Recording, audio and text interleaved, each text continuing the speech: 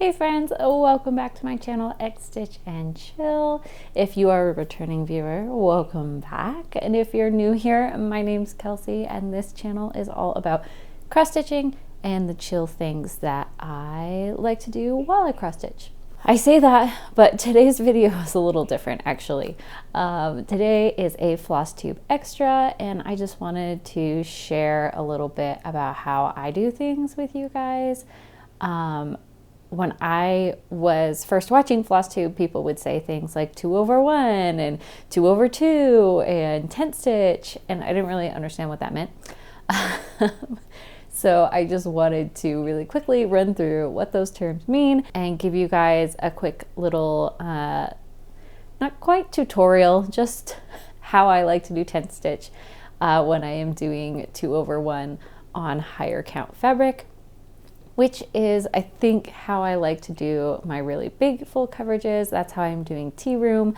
So I just wanted to share with you guys how I do that. We're going to jump over to the overhead camera, the Twitch setup, and I will give you guys some information. Again, this is just how I do things, not necessarily how you're supposed to do them or the proper way to do things, just my experience. All right, so I have some 16 count fabric here. This is best I could find right now. So I just wanted to quickly explain what 2/1 and 1/1 and all that means. When we say over 1 or over 2, we're talking about the boxes. So if you were going to stitch over 1, you would stitch over one of these boxes. And that's like this is Ada, so typically that's what you would be stitching over anyway. So stitching over 1 would be like coming up through here, stitching over here. I'm stuck. There we go. And then coming up through the other side, or however you do it, and going down. So that would be stitching over 1. Now, stitching over 2 is something you would do more in a higher count fabric.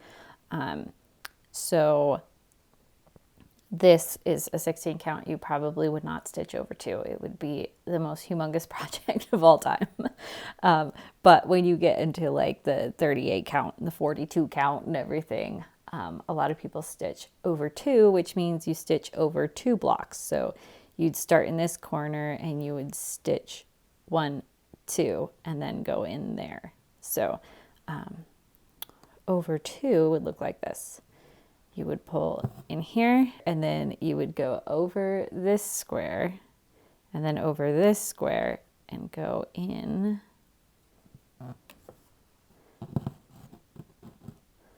like so. So that's stitching over 2. And then obviously you would do the other leg as well. So that's the over 1/2 part of it, but then you'll hear people say I'm stitching 2/2 or 2/1 or 1/1, and that has to do, the first part has to do with the strands of floss. So if you are doing 2 over something, you're doing 2 strands of floss. So this is a piece of floss that's been folded in half, but there's 2 strands of it. So 2 strands are going over however many holes. If you're doing 1 over something, then you're only using 1 strand of thread. So this is just 1 piece and it's not folded in half or anything. You know, if you're getting into bigger counts like 14 and 11 count and everything, you might have people doing 3/1 or 4/1. Just depends on the coverage and what you want it to look like. So another thing you hear is full cross or tent stitch. So full cross is when you do the full cross. So you do both legs of the X's. So you stitch from here to here, and then you do the other leg. Tent stitch is just doing 1 leg. So when you get into higher count fabrics, especially if you're doing like 2 strands over the 1 square, you can get the same coverage as if you did like 1 over 1 full cross. But the idea of doing a 10 stitch is that it wouldn't take as long. So it fills about the same amount of space, but you're using only half of a stitch instead of a full stitch. So when you are doing 10 stitch, one of the things that I've found is that the direction you're doing your stitch matters, I guess is the word. So whether you do it like your first leg of your stitch or the second leg of your stitch is going to make a difference. So I'll show you like an example. So when I do my stitches, I go from the bottom left to the top right, the bottom right to the top left. So when I do 10 stitches, I do all of them from the bottom right to the top left, because that is the way my last leg of my stitch goes. And here's why. First of all, it will really mess you up when you switch from doing 10 stitches that way to going back to full cross. I always start wrong a couple times. But here is the thing, is that it's gonna look a little weird when you are doing your stitches. So since I do mine from the bottom right to the top left, like all these stitches look normal to me because that's what they would look like if I did a full cross. As you can see up on this one, I did my crosses differently. So I went from the bottom left to the top right. So I did my first leg of my stitch, and they look funny. I mean, they look funny anyway because they're next to ones that are all different. And stylistically, that could really work for you if you wanted it to. But for the most part, this is, I prefer doing my second leg because it looks more like my other finished products than this one does. So yeah, this is on a 25 count and this is 2 over 1 10 stitch. I kind of use this as like my practice when I first started doing 10 stitch. So if you want to find a smaller project and practice on it, that's a good idea. But I definitely liked how it looked better when I did my second leg instead of my first leg. So if you were starting a project with 10 stitch, it would just be like starting any other project. I like to do the loop method from the front. So I would start here. Then I would bring my needle up here. So because I want my stitches to go that direction.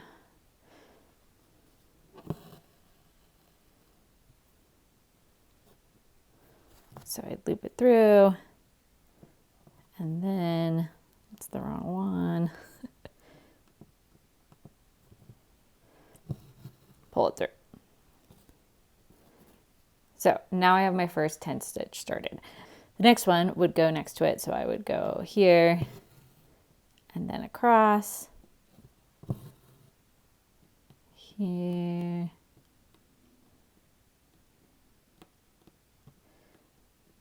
That's embarrassing. And then across. There's a dog hair in there, but you know, it's just adding to the magic here. And then across. So that's kind of how I would go about my 10 stitching. Another important thing to think about, which several people reminded me when I first started doing 10 stitch, is that you want to even out the tension of your stitches. So if you're always stitching this way and you're always stitching from bottom to top, bottom to top, bottom to top, bottom to top, you're going to start to pull your fabric that direction. So if you're always doing that, it's going to start to stretch your fabric one direction. If you want to, so like think about it as like somebody walking around a circle carpet. So if they're walking this way and they walk this way, walk this way, walk this way all day, They're going to be dizzy, and the carpet will eventually start to like rotate and shift, right? If they're going this way and then this way and then this way, then they're going to kind of combat that twisting. It's like when you're dizzy, if you spin the opposite direction that you were spinning, you will not be dizzy anymore. So it just kind of equalizes everything to go from the bottom to the top and then stitch from the top to the bottom. So if I was going to go to the next row down, I would start at the top and then I would go down and across. Same thing here. Start at the top, go down and across, because that kind of evens out the tension, so you're not pulling your fabric just all the same direction, because when you make a full cross, you're evening out the tension. So you kind of have to think about it that way. And then the third row, I would start from the bottom again and go to the top across. Make nice little half stitches. And if I was using maybe more floss, like I could use 3 strands and it would look like a lot more coverage than what it is now. You can see the fabric coming through and everything. I wouldn't do tent stitch on a 16 count, but just so you guys can see, I wanted to use the 16 count so you could really see those stitches. All right, so real world example here. This is tea room, and you get a little insight into the next video of the Royal Rose method that I want to do. But sorry, it's a little wobbly. My stand is not perfect. But this is tea room, and I am doing this one on 28 count fabric, and I am doing it 2/1 tent stitch. So this is what it would look like if you did it in real life. You can see like the coverage is pretty good, 2/1. In the darker colors, maybe not quite as much, but I imagine you're going to be a lot further away. You're not going to be 6 inches from, or less than that from the stitch. So once it's all done and everything, so I think that this is fine. Everything's going to be fine. Anyway, so I am just going to stitch on this next color here. So when I first start, I always park my thread in the bottom right-hand corner so that it's ready to just go across. So when I do my first one, hopefully I do okay. I don't have my magnifier on me, so there's that one. And then when I'm going across from left to right, that first one's different just because that's where I park the threads so that they all stay straight in my brain. But the next one I'm going to stitch from top to the bottom, because when I'm stitching a row and I'm going from left to right, I stitch top down. And it's just an easy way to remember to make sure that I'm evening out the tension. Unless there's too much thread on the back to get through and I can't get through a hole, then yeah. And these stitches are so tiny. I usually use like a 6 times magnifier when I stitch on this one. So okay, so those are the ones that go across that way. So then when I go down into the next row, I will start in the bottom right-hand corner, if I can get there, and then I will stitch up into the top left corner. And so as I go across on this row with the few stitches that are there, I will go from bottom to top. So when I stitch going from right to left, I stitch from the bottom to the top.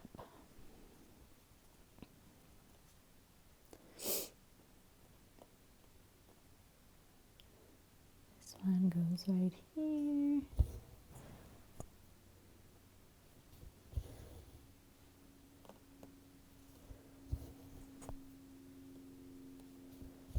Hopefully you can kind of tell. I know there's a lot of parked threads on here, but this one is a work in progress. So yeah, I went from the right to the left and I stitched from the bottom to the top. All right, so the next row, I am gonna go from the left to the right. So I will start in the top left corner. And then I will go down across to the right corner.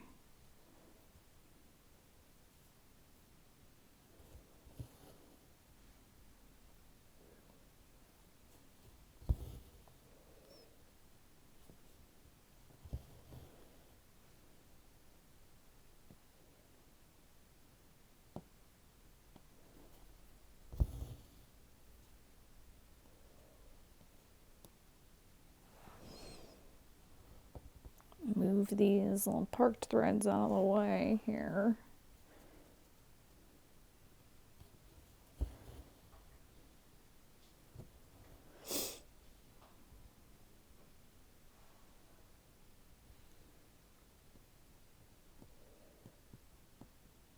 And then again, when I resume on the other side, top to bottom, because I'm still going from the left to the right.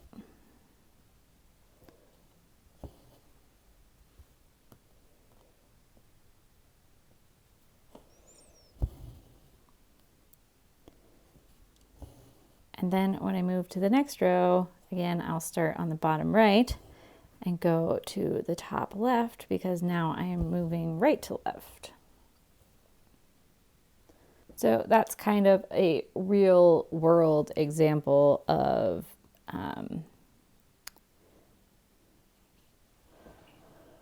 what you're going to want to do when you're actually applying this to your actual life and projects. So I think it's called the snake method, when you go from like one side and then you go to the next side and go to that side and that side and that side. So I like the snake method, especially with the Royal Rose method and this big project. Typewriter is when you go across and then back, across and back, which is what I usually do when I'm doing like normal stitching, not doing Royal Rose. So I hope that helped you guys figure out what 2/1, 1/2, 1/1, and etc. Means, and how to do tent stitching if you are thinking about starting a big project and you want to do it on a higher count fabric. I know a lot of people do, like when you get into like the 32 count and the 40 count and everything, it's typically the 1/2 or the 2/2. Just because those are really very small stitches. But for me, 28 count is probably the best if I'm going to do 1/1. It's pretty small. I use a big magnifier. So hopefully that helped you guys. If you have any questions, leave them in the comments below and I will hopefully be able to answer them. I don't know. I'm no expert, but thank you so much for watching, liking, and if you want to see more videos like this, hit the subscribe button, and I will see you guys in the next one. Bye.